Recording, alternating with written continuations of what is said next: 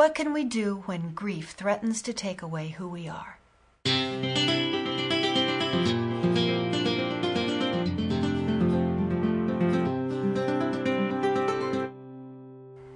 I recently received a letter from a viewer who in every sentence, when referring to herself, wrote I in lowercase. She capitalized other words when they required capitalization, but when talking about herself, it was as if the pain and despair she was trying to describe was so crushing that it had literally diminished her from a large person to a small, inconsequential one in danger of disappearing altogether. I'm always so comforted by the story that Jesus told of the shepherd who leaves the flock to find one lost sheep. And I've mentioned before how much easier it is to be found when we are lost if we just stay in one place and wait for him to find us. But for those who are grieving, that can be the hardest thing of all, can it?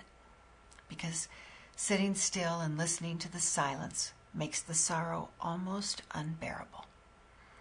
But if you somehow find the courage to go to that place of silence, God is waiting for you, and together you can turn that into a place of peace. I know that once you have lost someone precious, the world will never look the same again. But that is no reason to reject the world. When you've lost someone you love, you will never quite love the same way again. But that is no reason to stop giving or accepting love. And when you've lost someone who gave meaning to your life, you can give meaning to their life by carrying on in their name, by not allowing death to steal your life too, by saying with a capital I, with God's help, I will survive this. I will become stronger, not weaker.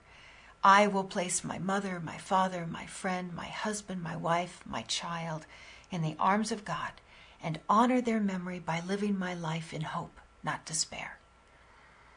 I recently met the mother of a 13-year-old girl who was killed while riding her bicycle by a distracted truck driver. In the 10 years since she lost this beautiful child, she's been busy creating a living memorial to her daughter through a dance education program that has changed literally hundreds of underprivileged children and given them a hope and a future that they would not have had before. Would she prefer to have had her daughter back? Of course.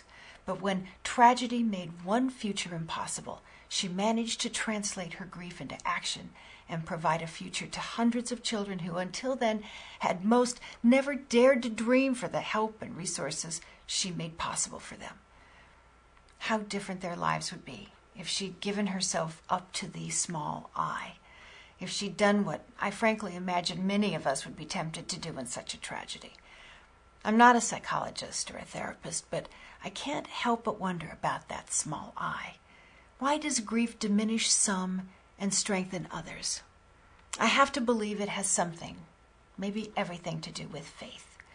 Faith that as small and tiny and shriveled as grief or despair can make you feel, you are never so small that God can't find you. Faith that once you have let him in, he will never leave you or forsake you.